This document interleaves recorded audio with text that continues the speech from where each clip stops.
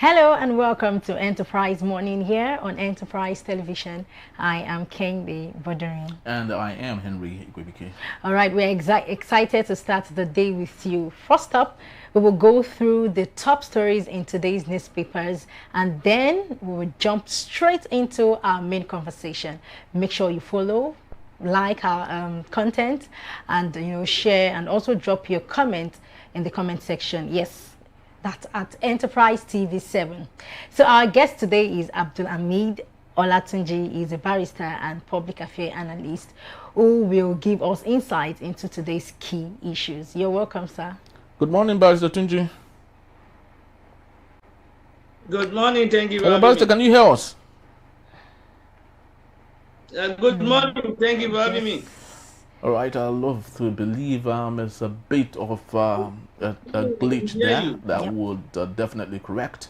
And we have our newspapers here to talk about. We have a litany of interesting stories here. So let's just go through some of the stories. And hopefully a barrister would join us and we would continue with the conversation for today. So we have from the Guardian newspaper, the big story, Fubara, Adeleke's exit, shatter and battle the PDP, deems the 2027 hope. Okay, beneath that we have Nigeria faces more shortage as Canada rolls out express entry for doctors. Wow, this is actually quite disturbing, don't you think so? I think so. Yeah, because to be honest to you, okay, I was listening to the governor of Katsina who said that he filed in for doctors to be admitted into the general hospital in Katsina. He applied for 40 doctors. That several months later, he only got 10. Oh my God. So he's still deficit of 30. Right? Yeah. And he was blaming, funnily, he was blaming that on the doctors for not being patriotic, that they should learn to love Nigeria. And I was asking myself, the governor that he is, how much does he go home with every month? And how much does a doctor go home with at the end of the month? Well, I think they need to meet up with the demands of these professions. Yes, because doctors they deserve more. I mean, they should be the highest paid. They should be paid more than the politicians. Yes. You're right, because I see no reason why you as a doctor, you're saving my life. Yeah. And after saving my life, you don't even have anything in return. Yeah. Even if you have things in return, like you have the cash in return, it is not even sustainable. It is not more. And it cannot even take care of it can't even take care of your wife, not talk more of the children in the house. Not to talk of if your kids are in the universities. No one wants to take their students or their kids now to public school or private school. But I understand the barrister is here with us. Yeah. Good morning, barrister, and thank you for joining in. Good morning. Good morning. Thank you for having me. Thank you, barrister. So we were speaking on the issue of Nigeria faces more shortage as Canada rolls out express entry for doctors. And I was discussing with Kane there on what I listened to from the governor of Katsina, who was blaming doctors for not coming to grab the offer he was offering them. He needed about 40 of them. Only 11 were able to come. So he was blaming the deficit on the doctors and not himself and other governors who have eroded what we see today as Nigeria. What's your take, please, barrister? It's unfortunate that we are always blaming the wrong people. I was expecting that the governor will not change his mind and offer those medical doctor special advisor to the governor and see whether or not they will take it. They are not taking to his call or leading to his call because there is no enabling environment. If there is an enabling environment and it's well taken care of, they will not even beg them. They will rush into it to getting it. How many people have been begged to come and join CBN? How many people have been begged to come and join NNPCL? How many people have been begged to come and join what's it called? FRSC or whatever? Yes. How many people have been begged to join even the subsidiaries of NNPC? Nobody would. They will even be the one to even pursue and do a lot of leg runs to be able to get those appointments. So it shows that the environment is not enabled. It shows that the right things are not being done, and that's why the doctors are not willing to take his offer. So maybe probably should look at it, improve the offer, make the environment enabled, make the allowance and whatever attractive like a political office, and see whether or not they'll be loyal to their country, or see whether or not they'll be patriotic. People in government are patriotic, see themselves as patriotic today because they are benefiting, because they are seeing a lot of gains from it. Tomorrow, take it away from them. They will not be. The governor of Anambra State, who Obiano, is in the country today. He has, since he left office, I'm not sure he's in the country.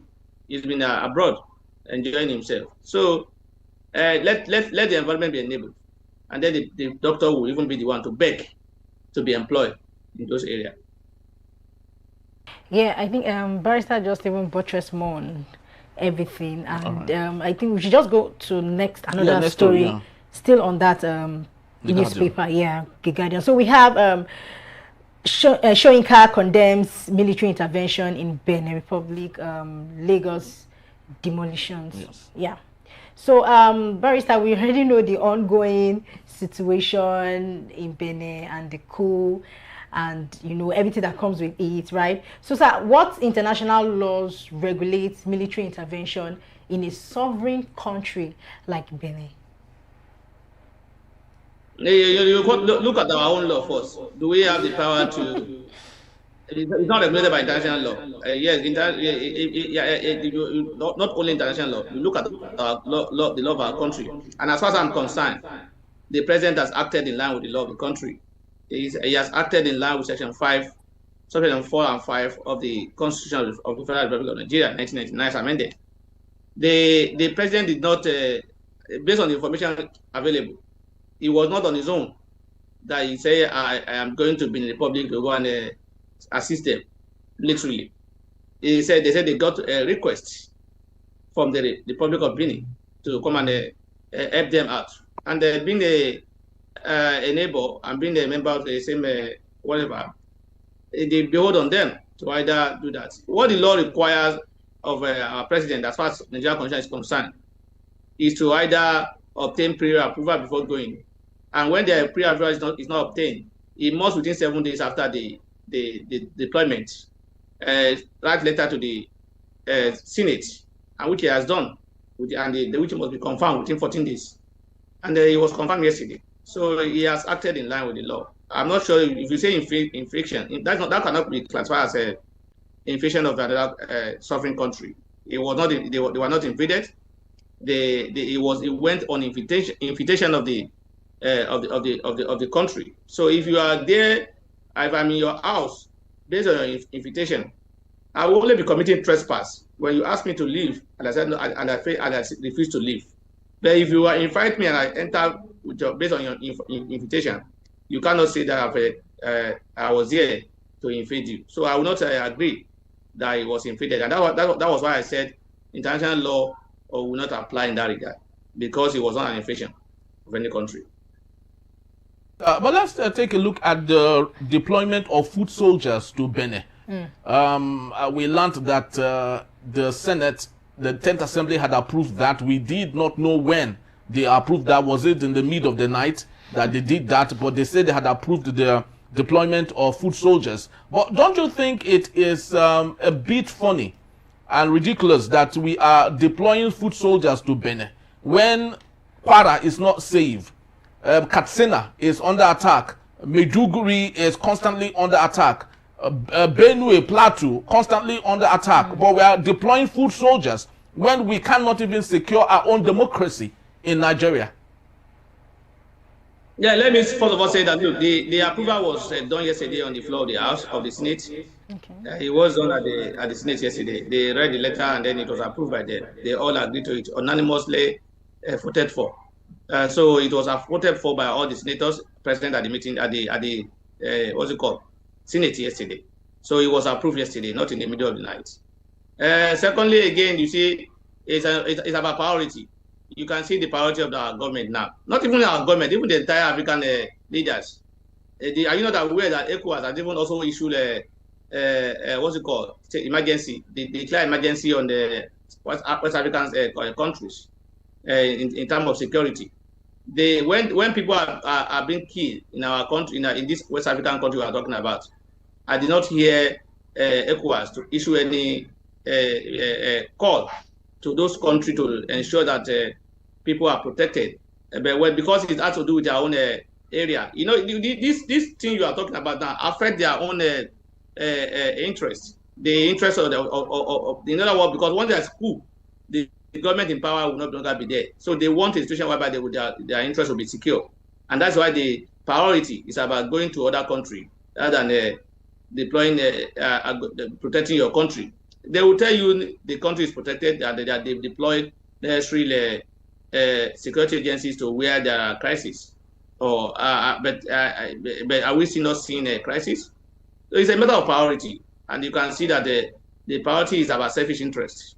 The priority is about what will protect their own personal interest rather than the interest of the generality of the country, of the country. We are in a country where we are saying we don't have enough personnel, and we are willing to, the little personnel that we have that has been moving from one state to another to cover one insecurity or the other. And some of those people are those that will now be deployed outside the country to go and protect Benin Republic. We are trying to show that we are giant of Africa. We want to exhibit our. You see that attempt in Benin was a sign of we are still in charge. We are still we still have the wherewithal to attack any country who dare us in Africa. I think that's what they tried to show yesterday. And probably knowing that, look, it's coming home. Benin is not far from Nigeria. If that happens in Benin, then the possibility of Nigeria not safe is there. So they need to act promptly because it affects their own personal interest or their area of interest in that. Democracy is where they are eating now. Democracy is what they are using in blindfolding us and taking our resources and use it for their personal gains. So, and they need to protect it. That's what I see. I see personal interest in it. I see selfish interest in it, and I see lack of priority in it. That's what you see for in what happened. I agree with you that it will be unfair or it will be unreasonable for a country battling insecurity to now leave his own country and going to another place to defend them. You say when you have crisis, or even if you're in a plane and there's a crisis, and there's this what did they call it again? Inhaler, what they call this thing that drop? When it drop, what is it? Yeah, the oxygen that comes from the top there. Yes, when it drops, you are advised to even take care of yourself first before taking care of your child. So, but in our own case here, we're not taking care of ourselves. We are ready to take care of people outside our country. That's why you can see in Nigeria we have no electricity, regular supply of electricity that we can support outside the country. So it's about priority, and the priority here is for the government to protect other African countries, especially in an area that may likely affect or change the narration in Nigeria as well. That is a priority. Very well said. It's about priority, and this is one mistake lots of leaders make. They don't learn from history. Kwame Nkrumah, the man that made possible independence in Ghana, right? He was praised as the Kwame Nkrumah of Africa. While his country Ghana was boiling and in decay, he went to Ethiopia hoping to restore peace and make them good. While he was doing that, they overthrew him in Ghana. You can see how that our leaders, how our leaders make mistakes every single day. But let's get to. I wanted to about Soyinka's. Barrister, what broader political message do you think Soyinka was sending or is sending to West African leaders? I think he's trying to tell them that Nigeria is still giant. Nigeria is still, they still have the capacity to deal with any country. I don't know the context in which he made the statement regarding the security following the first son is enough to crop Benin Republic. I don't know whether he's trying to justify the fact that, look, don't look at us with a small eye. We are big.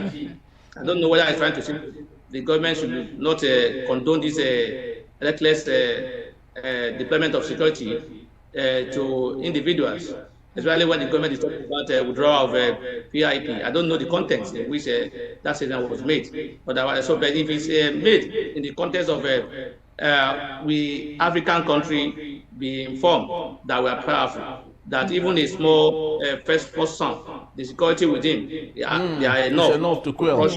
That is the content, or maybe it's the content of trying to warn the government. As the government, do what you say. You are complaining that our security is being deployed to VIP, and the son of the president is going ahead, is moving around with a large number of security. Probably that is the context. I don't know. So, but if whatever the content is, I think I want to say that look, a government should lead by example. Yeah. If the government is saying we need personnel and that the VIP security agencies should be withdrawn, I'm not sure whether the son of the first lady, the son of the president, is one of the VIP that is constitutionally entitled to security aids. I'm not sure. I'm not sure. It's not. Even the wife of the president is not officially entitled to. I'm not saying they should not have security detail, but the one or two should be enough. They're having a truckload of security following the son of the president. Have you seen him move? When you see the son of the president moving, you think even a governor of some states are not, the entourage is not even like that. Even the security agents that follow them, they are not even up to that level. So probably that is the content the president that Professor Inka is talking about, or the context of warning the African country to be wary of Nigeria and to respect us, that we are still giants, we are still capable of doing what they think we cannot do. So that's why. Yes, very well said. I really loved. I started loving Wole Soyinka again. After lots of things he had going on and all that, receiving name from the National Theatre and all that. I started loving. We saw the Wole Soyinka we used to know before. He has always been. Condemning the son of the president for having a battalion of soldiers after him, while we have lots of other issues to be talking about. I really loved Wole Soyinka for that statement and hope. Don't be sure it's condemnation. That's why I say I'm not sure the content. Whether he's trying to warn them that look, the security that is attached to Sheyi alone, they are enough to cut you. So don't play with us. Maybe that is the content. I don't know. That's why I say until I know the context, I will not agree with you that he's warning the government or he's talking truth to power. I will not agree. I don't know the content now. So, and I've said if that's the content, to say, look, be wary. Yes, if it's about warning the president, talking to the president, talking to the truth to the president, then I will salute him and say he has spoken well. Okay. All right, so let's move to the Vanguard newspaper. For the want of time, let's just go straight to the talking point here. Kidnapping children, lesser evil than killing soldiers. And that's coming from Shegumi. Barrister, I'd love you to speak to this. I do not know why in a civil society like Nigeria, we still have people like Gumi still giving airtime. And he's saying that kidnapping children is lesser evil. So which means the bandits and insurgents should go ahead kidnapping children. It should be more. Yes, since they are not killing soldiers, they should keep kidnapping kids and come to a round table and discuss and release them without harm. What's your take on this, Barrister? Henry, I'm not sure that is what he meant. I'm not trying to hold a brief for him.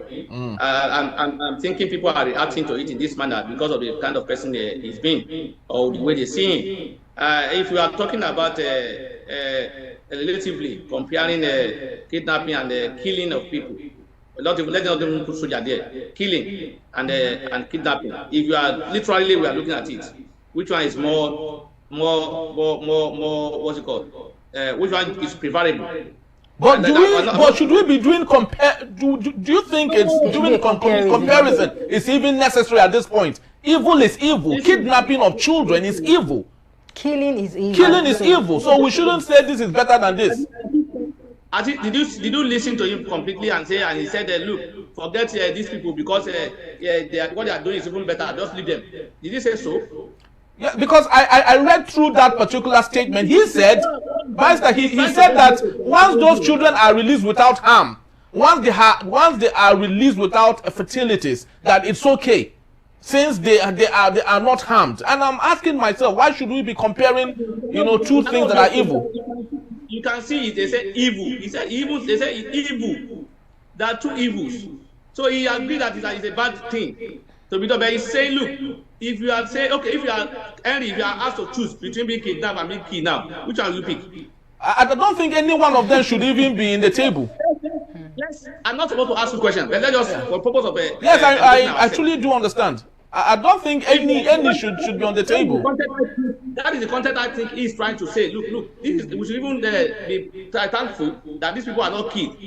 That they were just that's the content I'm seeing it. I'm not supporting him. I'm not saying that because of the kind of a person he has been. People, whatever he says, people want to see it as he's a supporter of people who are kidnapping. Therefore, will not. I just ask you a question. You cannot answer it. If they are asked to say, look, I want to kill you, or I want to kidnap you, which one will you pick? So in that regard, which one is more dangerous? So probably if that is the way he's thinking, I will not blame him. But if he's talking in a way to justify what those criminals are doing, it will be bad.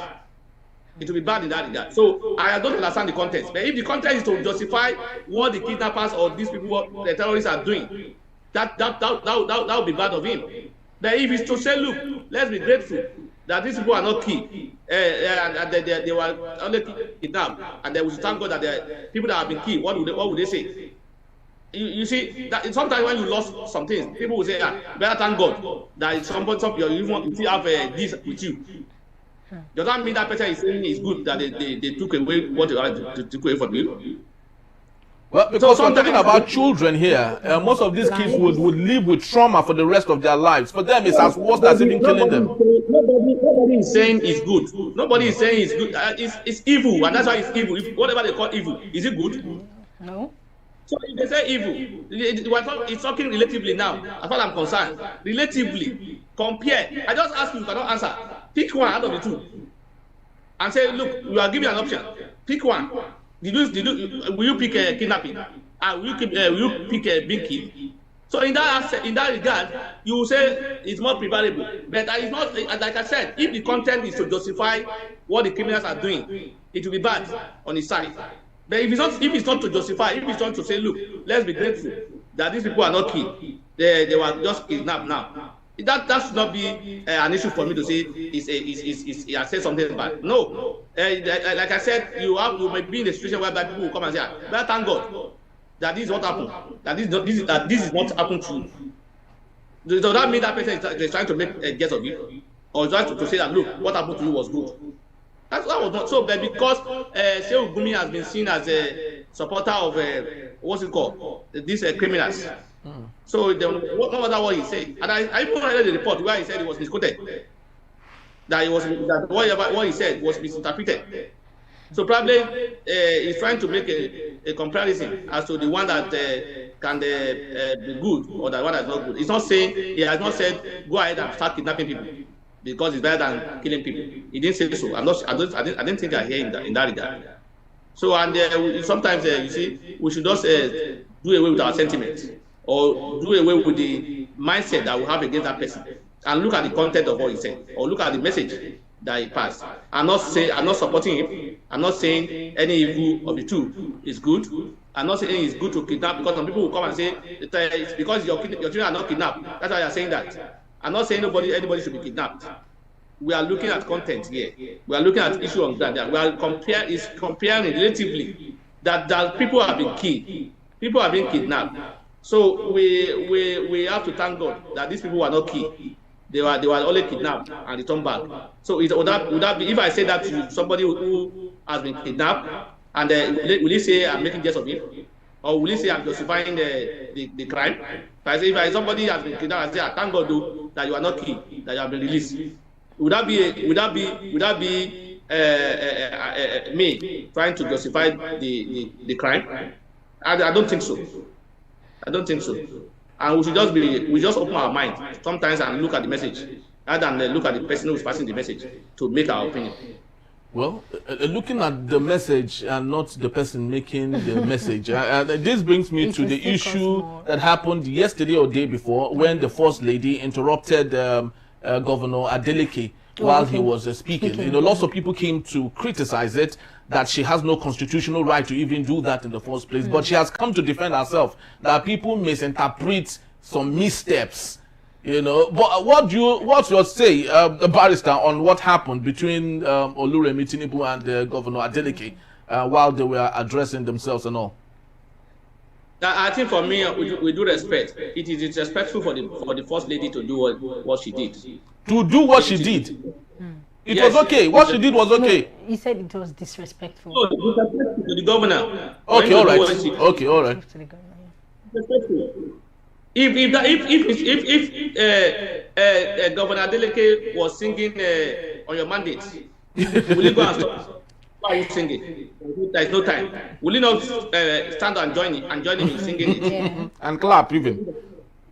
Or if Adeleke is singing other thing that has to be with support of the president, will she go and stop it?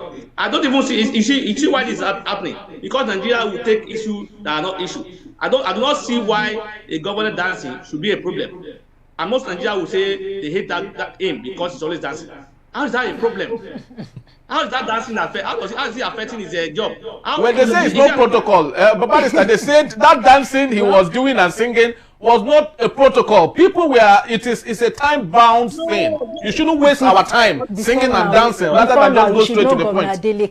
No, this is not knowing him. It's about service to the people. It's a different, his personality should be different from his service to the people. There are two different things. Don't you think so, Barrister? True. Your mandate before a speech is made, or when the president is at an event, is part of it's normal. It's part of the protocol.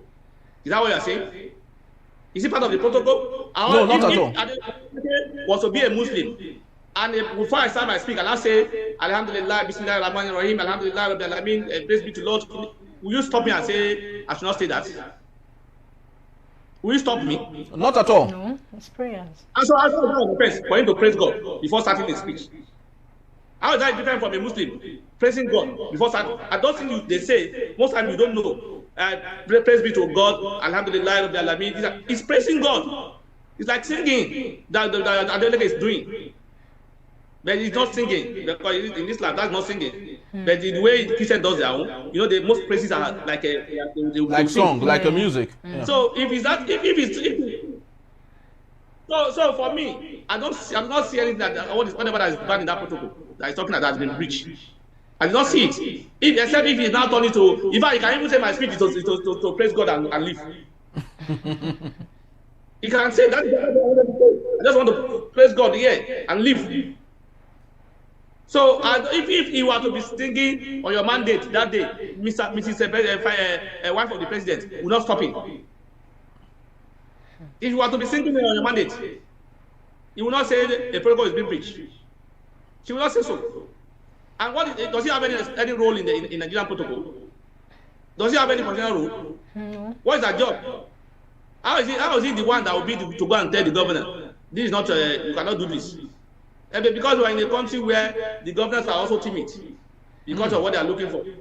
If we are to be a governor, if when Wike was a governor, and the wife of the president of the opposition party, assuming Wike was a APC, yeah.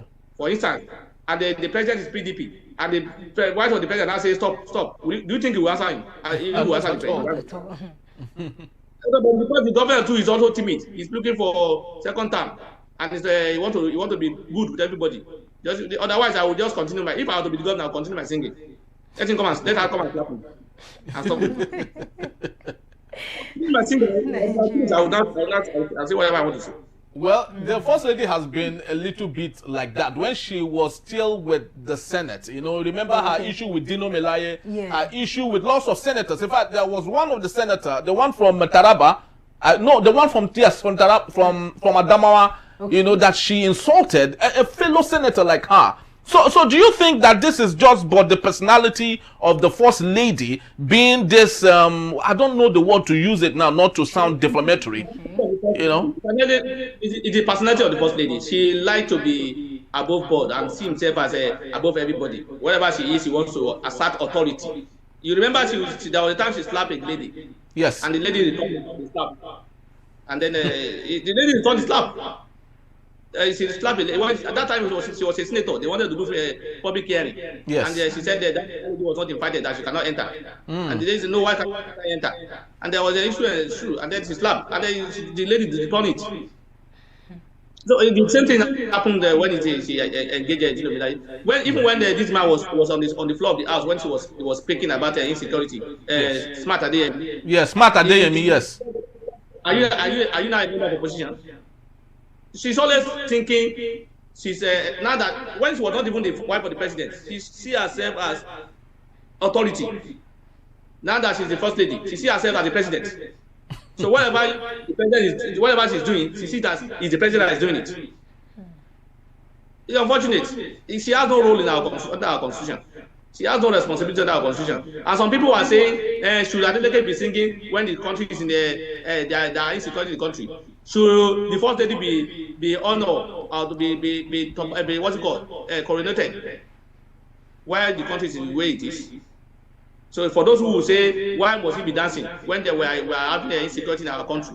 Why must they be crowning anybody as a chief or whatever, where the country is where it is today?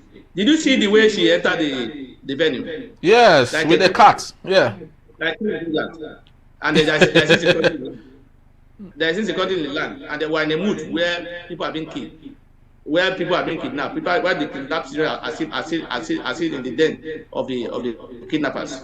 So for me, I think the first lady should just mellow down, carry herself with decorum and honor. She wants to be on top of everybody. She sees herself as the president. That she, whatever she does, it should be the president that is doing it. That's the way she sees herself. And then that's unfortunate that we have that kind of a first lady in our country today. It's unfortunate. If I had to be governor, I would ignore her and I will continue. Very, very sad. You know, like I did say before, people do not learn from history. The former president of, the ousted president of Gabon, Omar Bongo, the wife just sentenced. She was sentenced to 20 years in prison for her hand with the husband in stealing the country's wealth in Gabon. The wife, you know, Sylvia Bongo, you know, but leaders don't learn. Yes. Defense. Did you not see the wife of the president, the former president there? It was as if she was not there. The Madam Peace. Yes, Patience Johnston. This life is about a passing. You are in the face today, another one, you'll be another face tomorrow. That was her role a few years ago. She will be in that position 2 years ago. Yes. And then she'll be the one controlling. You can even see the first lady. Madam Peace, I'm greeting you. Yes. I'm greeting you. I'm greeting you. I don't understand. That is also breaking protocol too, because you shouldn't be addressing the former first lady like that, as if she is nobody. But just to let you know that Barrister will still be here to take us on our main conversation. That is when we return. APC takes over South as Fubara defects from the PDP to the APC, and equally on Adeleke defecting to the Accord Party from the PDP. That in a bit is still Enterprise Morning. Don't go anywhere. We'll be right back.